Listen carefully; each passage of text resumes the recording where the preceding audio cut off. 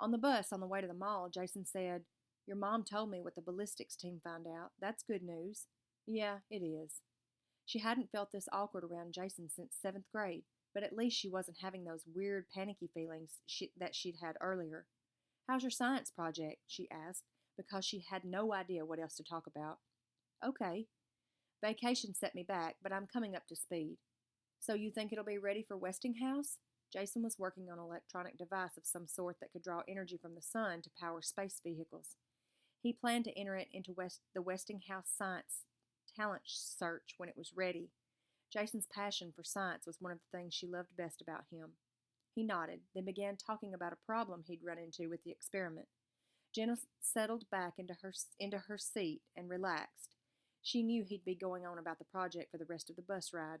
When they reached the theater, Jenna was relieved to see that the coming attractions had already begun, which meant she wouldn't have to talk, not until the movie was over anyway.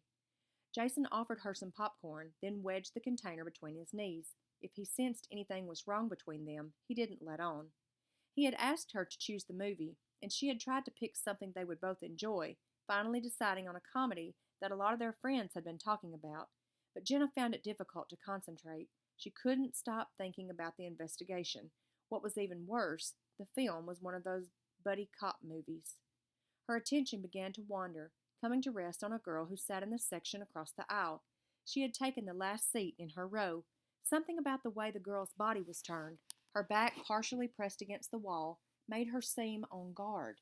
Most of the seats on that side of the room were empty, including all the seats in the row where the girl sat. The majority of people, like Jason and Jenna, had chosen to sit in the middle section. Jenna wondered if the girl was alone. She couldn't imagine coming to a movie without a friend or a date. It struck her as an incredibly brave thing to do. That was when she suddenly realized that the person she had been staring at all this time was Amy Ruggiero. Jenna's hands twitched involuntarily. Amy Ruggiero was 2 years ahead of her in school. Jenna didn't know her personally, but, like everyone else, knew her reputation. So she wasn't at all surprised to see some guy casually slip in next to her, put his arm around her as if she were his exclusive property, and let his hand slide along her thigh. She wondered if this was Amy's date. Did boys actually date Amy Ruggiero?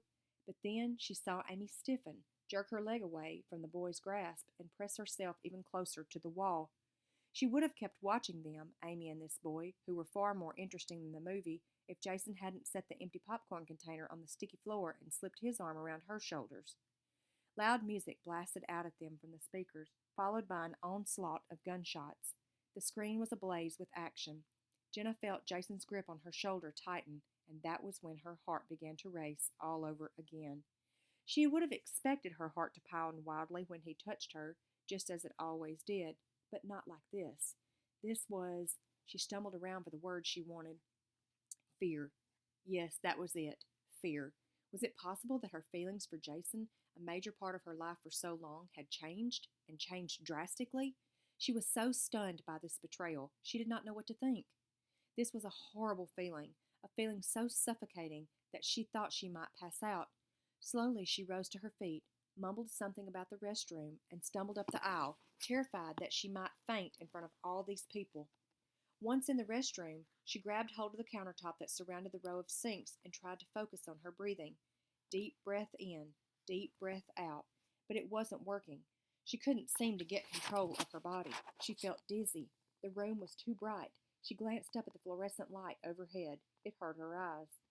Then the light seemed to be moving, swirling, in a kind of black and white whirlpool. Her knees could no longer hold her. She was going down, sinking, and there wasn't anything she could do about it. The hands on her shoulders were strong and competent, but somehow gentle, too. They guided her body into a seat, rolling her shoulders forward so that her head was between her knees. A voice floated above her. "Keep your head down, okay? Try to take a deep breath."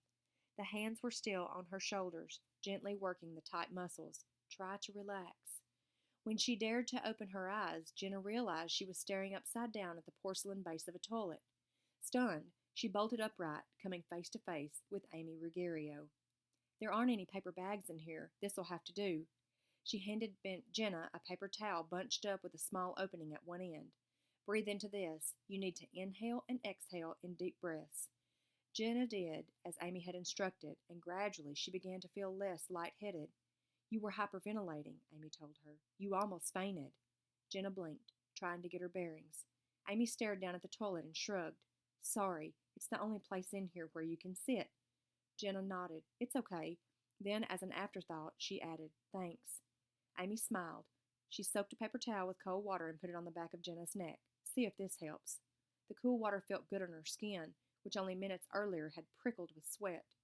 I'll be okay, Jenna told her. You should get back to your date. Amy frowned, as if she wasn't sure at all what Jenna was talking about. I came to the movie alone. But that guy.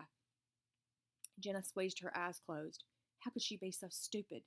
Now Amy would know she'd been watching them. But Amy didn't seem to notice. She rummaged through her enormous shoulder bag and pulled out a compact. That guy, she informed Jenna, turning to face the mirror, is not my date. He's a creep. She began to smooth powder over her shiny forehead. They get these ideas, you know. They hear things, and then they think. Amy tossed her free hand in the air, shrugged and shook her head, as if that said it all.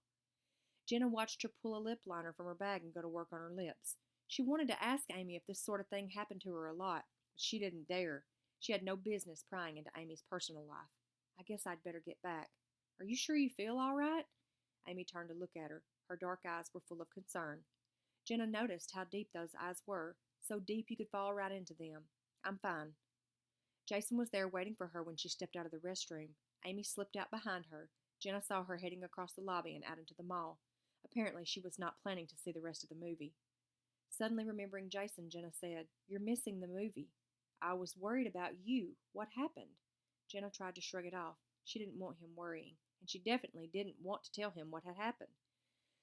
That for reasons she couldn't explain, even to herself, she sometimes grew panicky when she was near him. Maybe I should go home, she said. He stared at her intently. Suddenly his eyes widened and his mouth fell open. He shook his head. Geez, I'm such a moron. I can't believe I took you to that movie. All those people shooting at each other, Jenna gently put her hand over his mouth. It's okay. It wasn't the movie. Really. Besides, I'm the one who suggested it. Jason's bony shoulders slumped forward. We could go to another show, he suggested hopefully. Some other time, okay? Reluctantly, he agreed to take her home, and they headed back to the bus stop. Jenna was grateful that he didn't ask any more questions. On the bus going home, she began to wonder if her panic around Jason was somehow connected to her father's death. Maybe she shouldn't be dating anyone right now. She was supposed to be mourning, right? Only so far that hadn't happened. It had been 3 weeks, and she hadn't once cried. She didn't count the sneaky little tears that sometimes came while she slept. It was almost dark outside, and the lights in the bus caught her image in the window. She stared back at her reflection and wondered if her father's death was always going to be there, sitting between her and Jason like some massive, unmovable rock.